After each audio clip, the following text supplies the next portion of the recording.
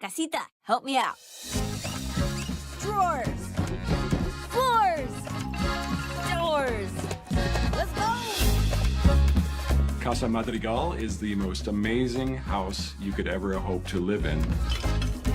I always think about Walt Disney's quote, it's kind of fun to do the impossible, and I think the house in this film is something that he would have loved and he would have done. In our darkest moment, we were given a miracle. It was really created out of this magical moment where the family was looking for a solitude. Through a simple prayer, this beautiful place is created in the middle of the wilderness. Our casita itself came alive. It's kind of like having a pet dog. It's really eager to please. It's really fun. It loves playing with kids.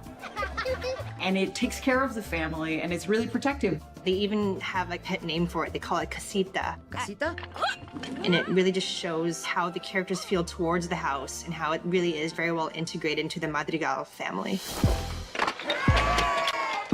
Sometimes it really wants attention. Sometimes it just wants to be left alone. Oh, I have no idea. It's the heartbeat of the family and how the family is doing.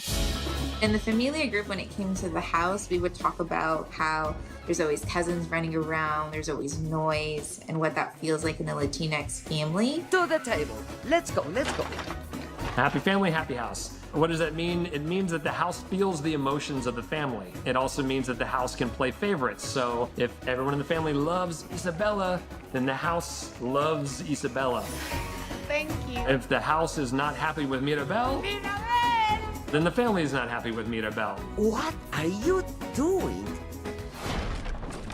The house also is musical in the sense of how it moves to the rhythm and to the beat of whatever the music is going on in the songs. In the Madrigal song at the beginning that I did a lot of work on, when the house is in sync with the family and playing music along with her, it makes it feel so fun and alive. The house has a personality and is able to move tiles and move people. To me, that's magical realism, where the fantastical becomes the reality.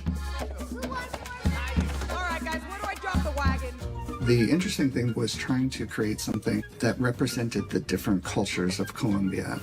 We did a lot of research and had consultants, and we had architects and botanists and different people helping us along our journey to make sure that we were as accurate as possible in constructing this environment that would be part realistic, but also part fantastical. The Encanto house has a mix of regions. The balconies with pink flowers and orange flowers are related more with Cartagena. The kitchen of the house, you will see gene elements from Chocó, elements from the Caribbean, elements from the Amazonas.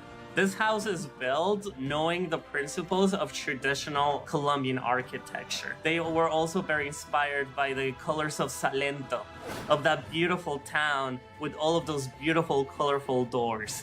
They were also inspired by the stonework that you see in small towns like Barichara. I see there's a lot of influence of the Paisa architecture, like the traditional construction of the coffee region. I feel very proud about helping the design team to think about the rainforest of Chocó, my region, my department. For Antonio's room, I sent to the team different video clips, documentaries about Chocó, for them to be able to see the rainforest. And I think that's very special because Colombia is a country of regions. So at the end, the house represents the country.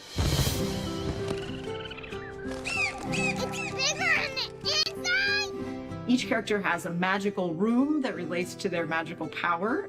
Antonio, who is the youngest, his power is to connect with animals, and his room is amazing. This treehouse room with very theme park-esque elements to it. There's water slides, there's hammocks everywhere, and all the animals that you have around you. It's basically like going to Disneyland. I'm also very fond of Bruno's creepy hideout between the walls. I don't know, as a kid, we used to have this weird space under the stairs you could like crawl back and make a little fortress out of, and I always liked those weird secret places full of junk. How long have you been back here? Yeah. Isa? Isabela's room, the golden child, her room is coated floor to ceiling with flowers. So every room has a purpose and every room is special. We have a large team of really super talented artists, and of course all our Colombian architects get to weigh in on all these decisions as well. It has to be the most complex thing I've ever worked on, and now the departments, they need to touch each scene to make sure it is believable. It was a challenge because we wanted it to be unique to this movie. We wanted it to have a truth in how it was built, the way it moved, to find ways to have the house be expressive and emotional without giving it a face or something. We had so much fun as a story team coming up with all those little ways of the house sort of moving you around with tiles, or if the house is sad, it drops these flags down that they've decorated the house with because it feels like it's been wronged in that moment. The house isn't gonna decorate itself. Sorry, you could. You look great. I think it really helps you connect with the house as a character.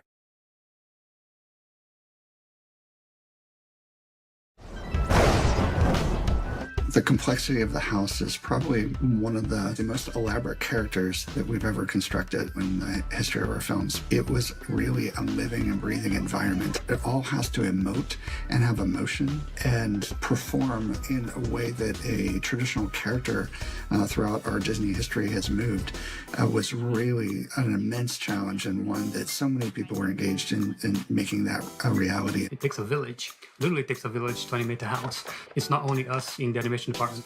We have our effects team, our environment groups, our technical animation group. The art team and the environments team were meticulous about trying to design something that felt authentically Colombian. All the details that they've put into the world and into the textural surfaces to make everything feel real and believable. When we're doing these things, we always talk about the rules of the magic, what can happen, what can't. So the magic of the house is grounded in the practical reality of the materials of the house. We had a lot of meetings with other departments about how does it move. And one thing that kept coming up in our meetings is just truth to materials. You know, we wanted to make sure that wood wasn't bending in a way that it wouldn't actually do. We came up with tile animation tests, like how do we get tiles to emote? What if tiles had feelings? Can you turn off the sand?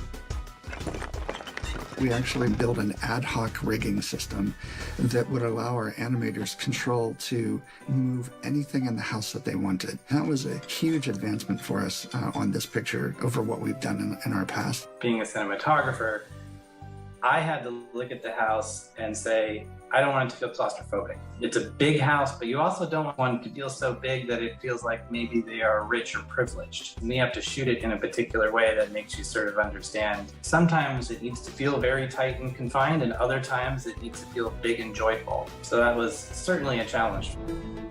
The way we light it was really trying to ground a reality around it and make it feel believable. We really wanted to capture the naturalism of Colombia. I think we had incredible opportunities to show the house under different lighting conditions, under different mood and atmosphere to display the underlying emotion, the subtext. In the effects department, what was interesting about the house right from the get-go was the cracks that appear in the house. The house is in danger! The house feels like it's representative of the relationship and the bond of the family between the family members. And it is the first indication the family is falling apart. Part of the reason it's fractured is simply because the family is fractured. We say nothing. Cracks were appearing everywhere, on every surface, on the ceiling, on the floor, on walls. From the very beginning, our testing was focused on to make it look like those materials as they are cracking. From an effects standpoint, the hardest part about the house is destroying it. That was a very complex challenge with all of the collaboration of our technical team, software engineers at Disney, our TDs, and of course the collaboration with lighting in particular. We were able to create those images that are scary, thrilling, and believable, hopefully, all at the same time.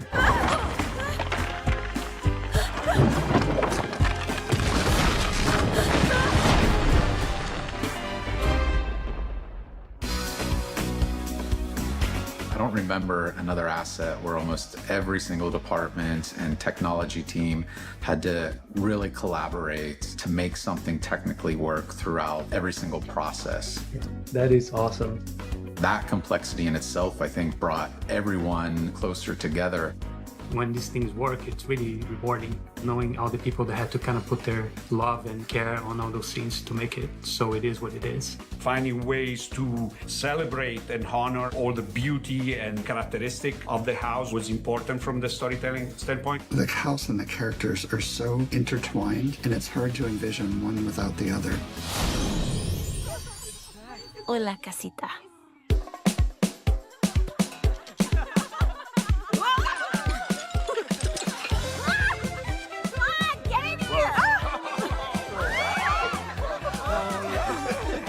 Everyone, together! La